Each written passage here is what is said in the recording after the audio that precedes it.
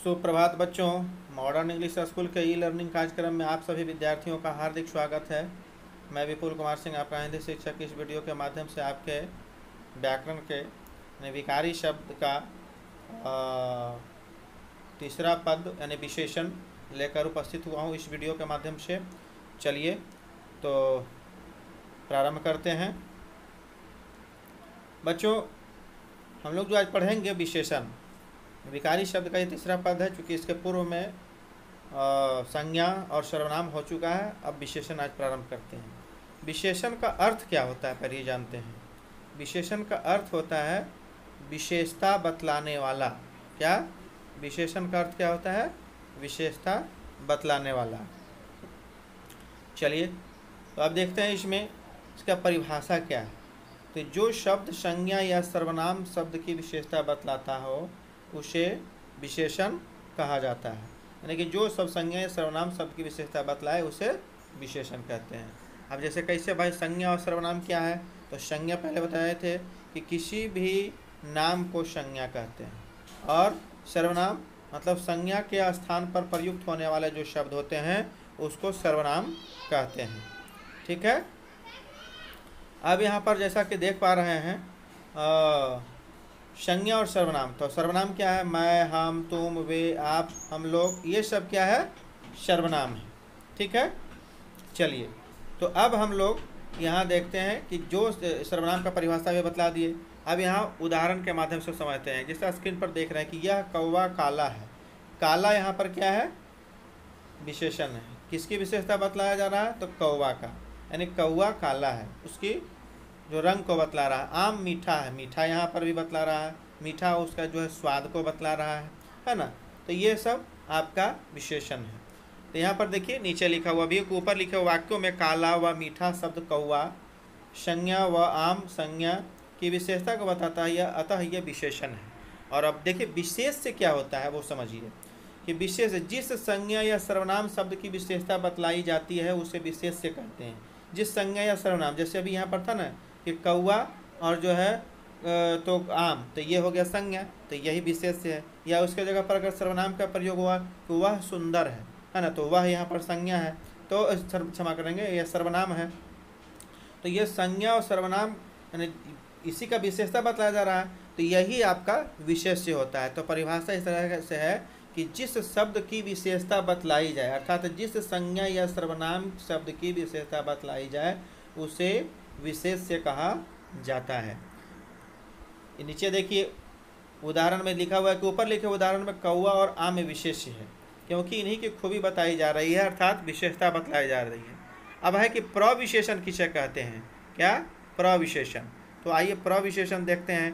प्रविशेषण यानी कि जो विशेषण का विशेषता बतलाता है उसे प्रविशेषण कहते हैं। विशेषण की विशेषता बतलाने वाले शब्द को प्रविशेषण कहते हैं। चलिए जैसे इसका उदाहरण लेते हैं, लड़का बहुत अच्छा है। लड़का बहुत अच्छा, तो अच्छा तो यहाँ हो गया विशेषण, और उसका भी विशेषता बता रहा है कि बहुत अच्छा, तो बहुत यहाँ पर जो हो गया आपका क्या हो गया? जो ये है ये बहुत, ये जो आपका हो गया यही आपका प्रविशेषण है। क्या है? प्रविशेषण।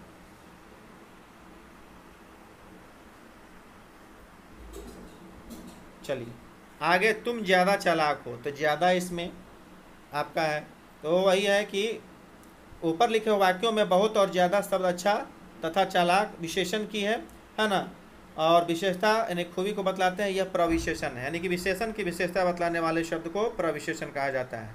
अब विशेषण के मुख्य 4 भेद होते हैं: गुणवाचक विशेषण, संख्यावाचक विशेषण, परिमाणवाचक विशेषण और संकेतवाचक विशेषण।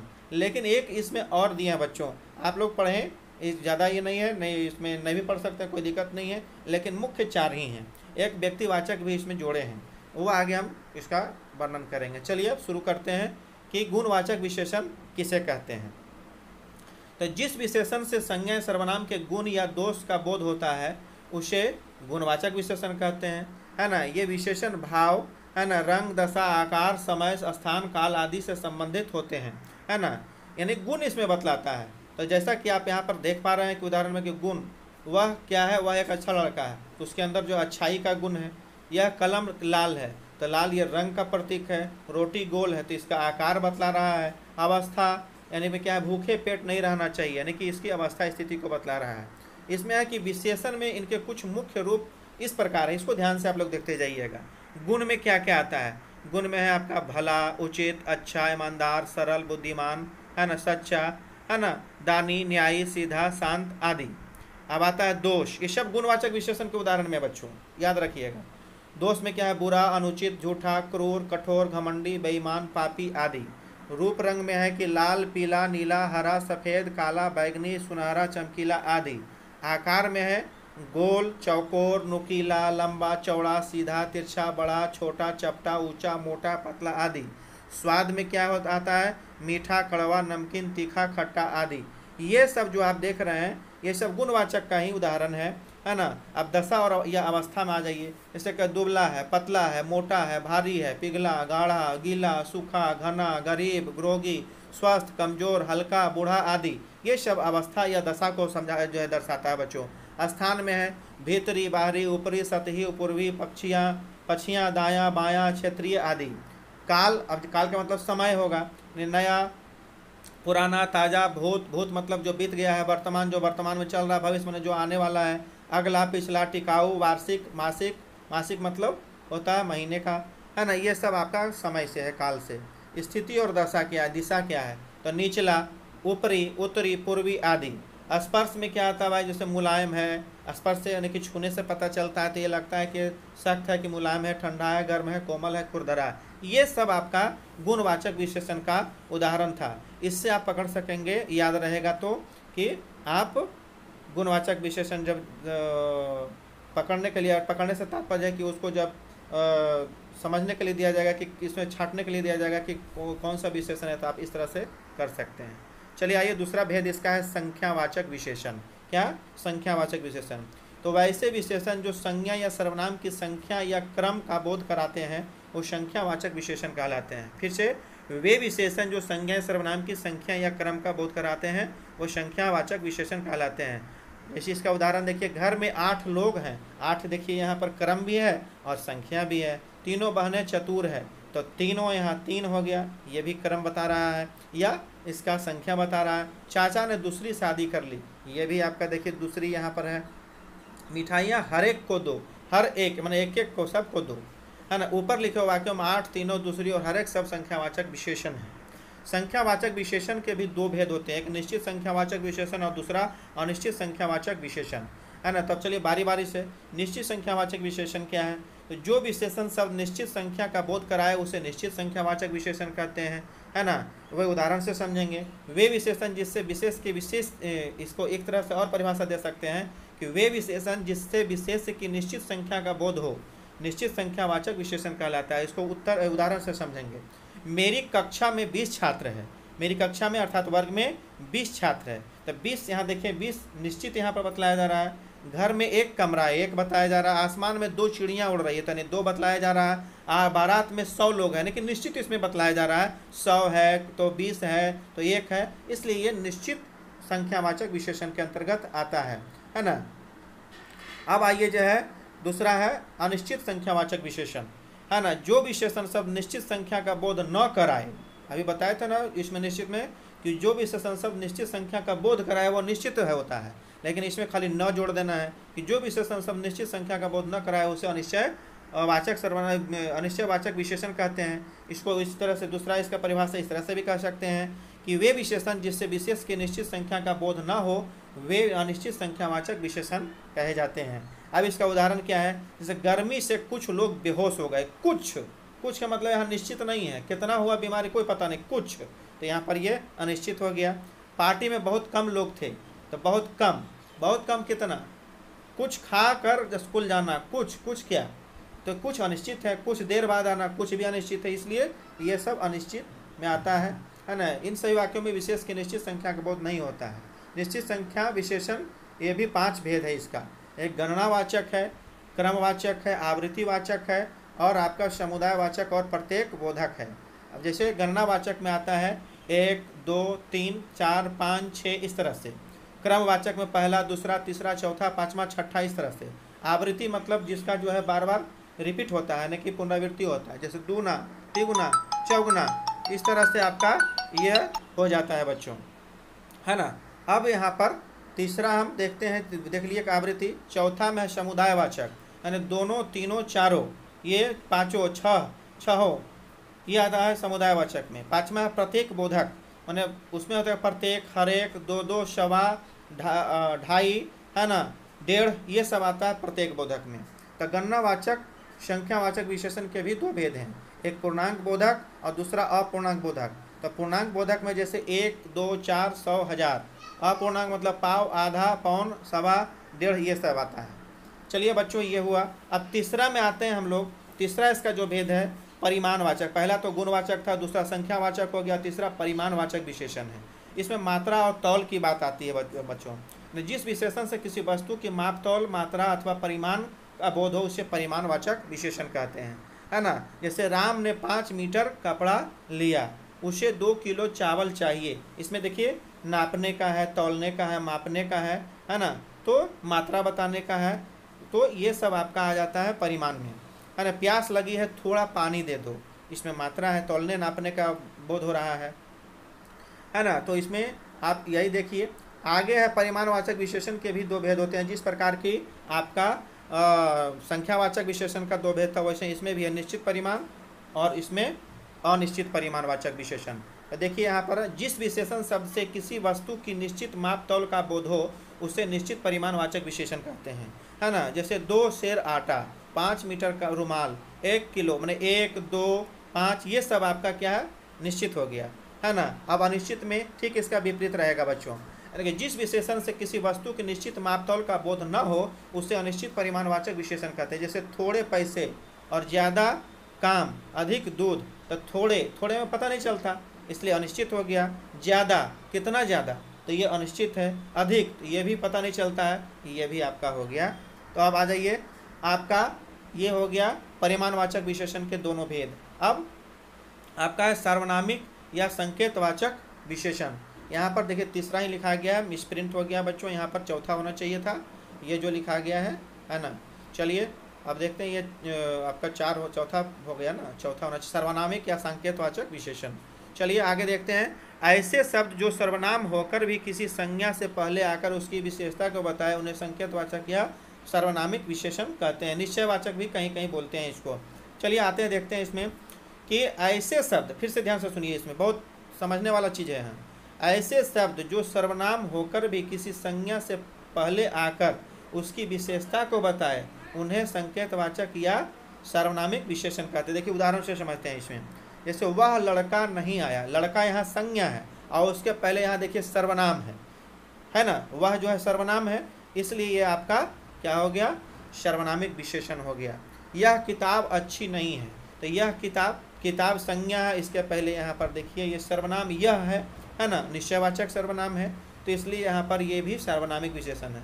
यानी लड़का और किताब संज्ञाओं के पहले, यानी कि संज्ञा के ठीक पहले अगर आता है कोई भी सर्वनाम, तो सर्वनामिक विशेषण हो जाते हैं, है ना। चलिए सर्वनामिक विशेषण के भी दो भेद होते हैं, एक मौलिक सर्वनामिक विशेषण, है ना, और दूसरा जो है होता है आपका यौगिक सर्वनामिक विशेषण। तो पहला है जो सर्वनाम बिना रूपांतर मतलब बिना बदलाव के संज्ञा के पहले आता है, यानी जो संज्ञा के पहले आता है बिना रूप बदले।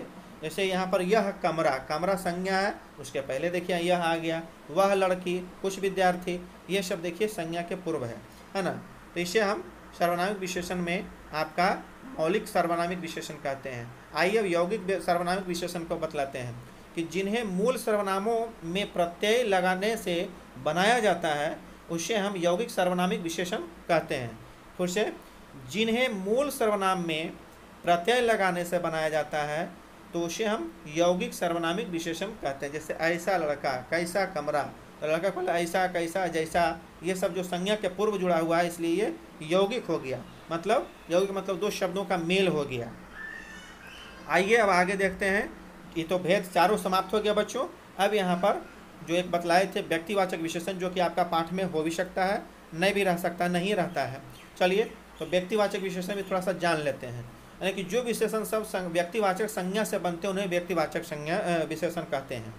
फिर से, जो विशेषण शब्द व्यक्तिवाचक संज्ञा से बनते हैं, उन्हें व्यक्तिवाचक विशेषण कहते हैं। जैसे देखिए यहाँ पर उदाहरण में कि इलाहाबाद से इलाहाबादी हो गया, बिहार से बिहारी हो गया, है ना, गोरखपुर से गोरखपुरी हो गया, है ना, बनारस से बनारसी हो गया। जैसे साड़ी देखो प्रसिद्ध है ना, तो साड़ी क्या है, बनारस का, इसलिए उसको बनारसी साड़ी। यहाँ व्यक्तिवाचक में एक किसी एक का बोध होता है, व्यक्तिवाचक में क्या होता है, किसी एक का बोध होता है।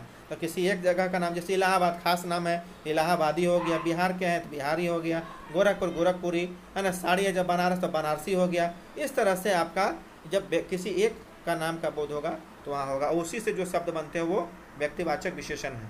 अब चलिए थोड़ा सा विशेषण और विशेष में क्या संबंध होता है वो थोड़ा सा समझते हैं।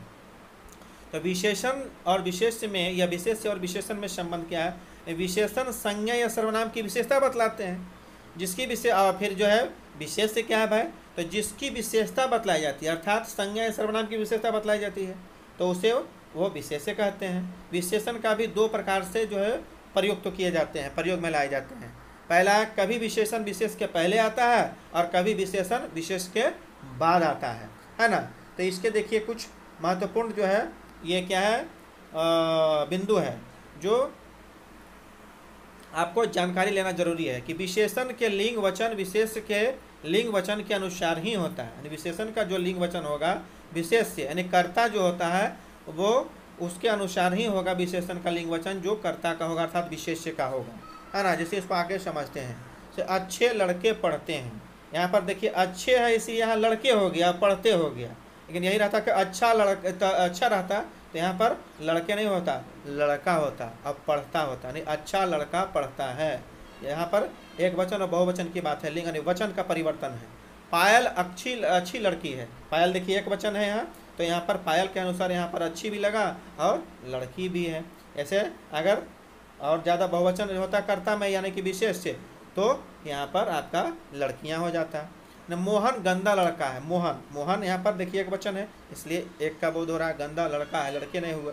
चलिए, अगर एक ही विशेषण के बहुत विशेष्य हों, अगर एक ही विशेषण के बहुत विशेष मतलब विशेषण एक हो और उसमें कर्ता ने विशेष दो या दो से अधिक हो, तो विशेषण के लिंग व वचन नजदीकी विशेष के लिंग वचन के अनुसार होंगे। जैसे देखिए नए लड़के और लड़कियां, नए लड़के और लड़कियां, तो नए यहाँ पर है इसलिए लड़के और लड़कियां। नई धोती और कुर्ता, नई है इसलिए धोतियाँ और कुर्ते नहीं हुआ, यहाँ पर नई है एक वचन और ऊपर में नए बहुवचन, तो उसके अनुसार लड़के और लड़कियां हुआ है। नई एक वचन है तो धोती और कुर्ता एक वचन हो गया।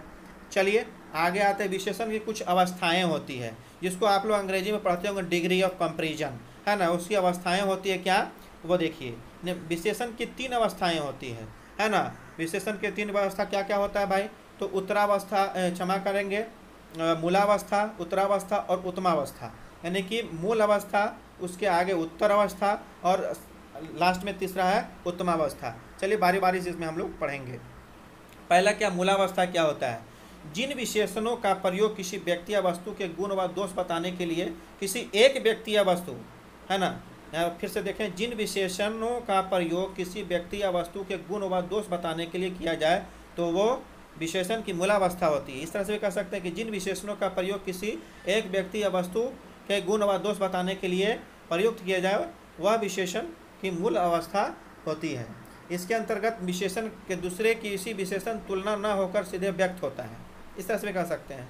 जैसे यहाँ पर देखिए, सीता सुंदर लड़की है, एक सीता है ना, किसी एक व्यक्ति यानी एक जो है लड़की का बोध हो रहा है। आसमान में पीली पतंग उड़ रही है, आसमान में पीली एक पतंग उड़ रही है। मोहन अच्छा लड़का है, सिर्फ एक व्यक्ति या वस्तु का यहाँ पर तुलना होता है या उसके गुण दोष के बारे में बतलाया जाता है ना। अब आगे आता है कि क्षमा करेंगे, यहाँ उत्तरावस्था में भी 3 लिखा गया है पॉइंट में, यहाँ पर ये देख लें, यहाँ पर होना चाहिए 2, है ना। तो यहाँ पर उत्तरावस्था में आ गया है, ये जो देख रहे हैं, ठीक है। चलिए यहाँ पर अब देखते हैं उत्तरावस्था। उत्तरावस्था में, मूलावस्था में था कि एक व्यक्ति वस्तु के गुण एवं दोष को बतलाया जाता है, लेकिन उत्तरावस्था में है कि इसमें 2 व्यक्ति या वस्तु के गुण व दोष की आपस में तुलना की जाती है, कंपैरिजन किया जाता है ना। ध्यान से सुनेंगे कि जिसमें 2 व्यक्ति या वस्तु के गुण या दोष का तुलना किया जाता है, कंपैरिजन किया जाता है, उसे उत्तरावस्था कहते हैं। इसको उदाहरण से देखिए हम समझते हैं बच्चों। इसमें उदाहरण क्या है कि तुम मेरे से बड़े हो। तुम जो है नहीं, अगले वाले को जो है बोल रहा है अब मेरे से बड़े हो, तुलना हो रहा है कि तुम जो है मेरे से बड़े हो, वह तुमसे अच्छी है। वह और तुम आ गया, यहाँ पर दो आ गया तो तुलना हो रहा है अच्छी का और खराब का। अंकित, यहाँ पर वह तुम अच्छी है, मतलब एक ज़्यादा खराब है, एक खराब दोनों है या अच्छा दोनों है, लेकिन एक में कम है एक में ज़्यादा है। अंकित मोहन से कम समझदार है, समझदार है दोनों, लेकिन एक थोड़ा सा कम है, ज़्यादा है। चलिए यहाँ भी देखिए मिसप्रिंट जो है कर दिए हम, जो यहाँ पर भी होना चाहिए 3 बच्चों, जो कि यहाँ पर 4 लिखा गया है, यहाँ 3 होना चाहिए। ठीक है, चलिए इसमें किसी वस्तु व्यक्ति को सबसे अधिक गुणशाली या दोषी बताया जाता है। उत्तमावस्था में क्या होता है कि किसी भी व्यक्ति या वस्तु को है ना सबों में, सभी में है ना, किसी एक को, चाहे वो शक्तिशाली गुणशाली या किसी चीज़ के बारे में सबसे अधिक बताया जाता है, उसे हम उत्तमावस्था कहते हैं। इसीलिए कहता है कि इसमें अर्थात उत्तमावस्था में किसी वस्तु व्यक्ति को सबसे अधिक गुणशाली या दोषी यह बताया जाता है शब्दों में। अब इसका उदाहरण से समझते हैं। तुम सबसे अच्छे हो, या तुम क्लास में या तुम कक्षा में सबसे तेज हो, है ना, वह बहुत अच्छी लड़की है ना, वह सबसे अच्छी लड़की है ना, बहुत अच्छी भी वही हुआ सबसे अच्छी लड़की। चलिए ये उदाहरण है, कुछ और उदाहरण से समझते हैं। जैसे इसमें देखिए हम, जैसे लघु, लघुत्तर, लघुत्तम, इसमें उत्तरावस्था में मूलावस्था तो ज्यों का त्यों रहता है बच्चों, और उत्तरावस्था में तर लगा करके या अधिक लगा करके बनाया जाता है। उत्तमावस्था में तम या सबसे लगा करके बनाया जाता है, आगे मिलेगा। जैसे लघु, लघुत्तर, लघुत्तम, है ना, अधिक, अधिकतर, है ना, अधिकतम, है ना। मूलावस्था फिर कोमल, उसमें तर लगा दिए कोमलतर, कोमल में तम जोड़ दिया कोमलतम हो गया, यानी कि मूलावस्था, उत्तरावस्था और उत्तमावस्था। सुंदर, सुंदरतर, सुंदरतम। उच्च, उच्चतर, उच्चतम। प्रिय, प्रियतर, प्रियतम। निम्न, निम्नतर और यहाँ निम्नतम हो गया। महत, महत्तर, महत्तम। ये आपका जो है अवस्था हो गया बच्चों। लेकिन अब थोड़ा सा हम लोगों को परीक्षा में हमेशा अक्सर पूछा जाता है ना, विशेषण शब्दों की रचना। जैसे हम संज्ञा में बतलाए होंगे कि आपका जो है संज्ञा से, यानी कि संज्ञा, सर्वनाम, विशेषण, अव्यय से जो है भाववाचक संज्ञा बनता है, ठीक उसी प्रकार विशेषण शब्दों का भी कई प्रकार से इसमें बनाया जाता है, क्योंकि परीक्षोपयोगी है, परीक्षा में इसकी आवश्यकता होती है, हमेशा पूछा जाता है। चाहे अभी आप पढ़ रहे हैं अष्टम वर्ग में, नवम वर्ग में, जो भी, लेकिन इसको आगे जा करके भी आपको जरूरत पड़ेगा जब कंपटीशन अर्थात प्रतियोगिता परीक्षा दीजिएगा तब। आइए विशेषण शब्दों की रचना।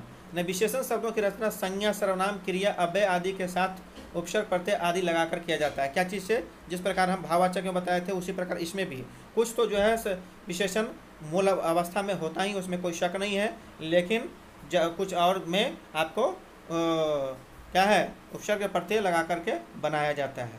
जैसे यहाँ पर कुछ प्रत्यय हम दिए भी हैं, कुछ शब्द स्वयं विशेषण होते हैं, और कुछ जैसे ई, इक, इन, मान, लू, वान, इत, इला प्रत्यय लगा करके बनाया जाता है। ये आपका। अब देखिए सबको बारी बारी से समझते हैं। संज्ञा से विशेषण शब्दों का निर्माण अर्थात रचना कैसे होता है ना, वो देखते हैं। संज्ञा से विशेषण, जैसे कथन, तो देखिए कथन में इत प्रत्यय लग गया, कथित हो गया। धन में वान प्रत्यय लग गया, धनवान हो गया। प्रदेश में है ना एक प्रत्यय लग गया, प्रादेशिक हो गया। बुद्ध में बौद्ध, है ना, ये लग गया। इसमें इसके गुण के आधार पर, उसके दोष के आधार पर इसमें जो है बनाया जाता है, और प्रत्यय तो है ही। रसायन, रासायनिक। लघु, लाघव। वन, वन्य। संसार, सांसारिक, है ना। संज्ञा, फिर इधर में आपका उपयोग, उपयोगी, उपयुक्त। आदर का आदरणीय। अर्थ का आर्थिक। ईश्वर का ईश्वरीय। इच्छा का ऐच्छिक। उन्नति का उन्नत। क्रोध का क्रोधालु, क्रोधी। गुण का गुणवान या गुणी। चिंता का चिंतनीय या चिंतित। जागरण का जागृत या जागृत। आपका संज्ञा से विशेषण। फिर यहाँ पर दया का दयालु है, धर्म का धार्मिक है ना। सब में देखो प्रत्यय जुटा हुआ है। नगर का नागरिक, है ना। निंदा का निंदनीय। परलोक का पारलौकिक। पृथ्वी का पार्थिव। बुद्धि का बौद्धिक। मास का मासिक। राष्ट्र का राष्ट्रीय, है ना। लाभ का लभ्य। विवाह का वैवाहिक। सूर्य का शौर्य, शौर्य। क्षेत्र का क्षेत्रीय। आकर्षण का आकृष्ट। अंत का अंतिम। उत्कृष्ट का उत्कर्ष का उत्कृष्ट। उपेक्षा को उपेक्षित। इस तरह से आपका यहाँ पर देखिए दिया हुआ है बच्चों, और भी इसमें उदाहरण है ना, आप इसको देखते जाएं। और आगे आपका क्या है, वो अगला क्या किससे विशेषण शब्दों का रचना होगा, वो थोड़ा सा हम लोग देखेंगे। जब तक कि ये जो और इसमें हम डाले हैं संज्ञा से जो विशेषण बन रहा है, वो आप लोग इसको ध्यान से लिखेंगे, देखेंगे, है ना।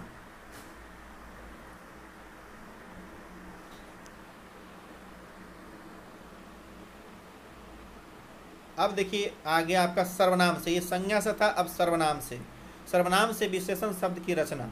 तो सर्वनाम से विशेषण शब्द की रचना कैसे होगा? जैसे कोई सर्वनाम शब्द है तो कोई का कोई शाह हो जाएगा विशेषण, कौन का कैसा हो जाएगा, मैं का मेरा या मुझसा हो जाएगा, तुम का तुम्हारा, जो का जैसा, वह का वैसा, हम का हमारा, यह का ऐसा, है ना। अब क्रिया शब्द से, जैसे भूलना का भुलक्कड़, पीना का पियक्कड़, अड़ना का अड़ियल, घटना का घटित, पठ का पठित, सब में देखिए प्रत्यय जुड़ा हुआ है, ध्यान से देखिएगा। तो बेचना बिकाऊ, उड़ना का उड़ाकू, है ना, खेलना का खिलाड़ी, लड़ना का लड़ाकू, सड़ना का सड़ियल, इस तरह से आपका लुटना लुटेरा, कमाना कमाओ, खाना का खाओ। और आगे अब अव्यय से विशेषण शब्द की रचना कैसे होती है वो देखना है। जैसे ऊपर के ऊपरी, नीचे का, ऊपर जो है आपका अव्यय है, ऊपरी होता है, नीचे का निचला, भीतर का भीतरी, पीछे का पिछला, आगे का अगला, अव्यय। फिर यहाँ पर है बाहर का बाहरी। अब बच्चों कुछ जो है उपसर्ग से भी रचना होता है, प्रत्यय से भी होता है, और उपसर्ग और प्रत्यय दोनों के साथ में जुड़ने से भी जो है विशेषण का निर्माण होता है। वो देखिए अब इधर पहले उपसर्ग से देखते हैं। बद आपका उपसर्ग है, नाम आपका मूल शब्द हो गया, तो दोनों जुड़ करके बदनाम हो गया। नी जो उपसर्ग है और डर आपका मूल शब्द है, तो निडर हो गया। नी और रोग हो गया निरोग। नी और बल निर्बल। सु जोड़ गंध सुगंध। बे धन ईमान बेईमान। ना धन पसंद नापसंद। अब प्रत्यय से देखिए, प्रत्यय से कैसे निर्माण हुआ। जैसे रंग और दार, रंग मूल शब्द है, दार प्रत्यय है, तो रंगदार हो गया आपका। फिर इसी तरह है श्री आपका मूल शब्द, मान यहाँ पर है श्रीमान हो गया। रंग में इन प्रत्यय तो रंगीन। धर्म में इक प्रत्यय धार्मिक। रंग में इला प्रत्यय रंगीला। पान में वाला प्रत्यय पान वाला। अब देखिए जैसा कि अभी मैं बतला रहा था आपको कि उपसर्ग प्रत्यय के एक साथ मेल से भी विशेषण का रचना होता है। जैसे अ उपसर्ग हो गया अस्ति आपका मूल शब्द और क प्रत्यय, तो ये दोनों तीनों मिलाकर के आस्तिक हो गया, आस्तिक, है ना। अब है अ आपका उपसर्ग, धर्म जो है मूल शब्द और ई प्रत्यय, तो हो गया अधर्मी। अ आपका अन आपका उपसर्ग, आचार मूल शब्द और ई प्रत्यय अनाचारी, अमंगलकारी। इसी तरह से आपका इसमें दिया हुआ है बच्चों। तो चलिए जैसा कि है मैं समझता हूँ कि आप लोगों को भली भांति समझ में आया होगा। यदि इतना के बावजूद भी किसी प्रकार की कोई भी परेशानी हो तो आप पूछने के लिए स्वतंत्र हैं। चलिए बच्चों, इसे आप अपने उत्तर पुस्तिका में अंकित कर लेंगे और हमारे नंबर पर अवश्य भेजेंगे। धन्यवाद।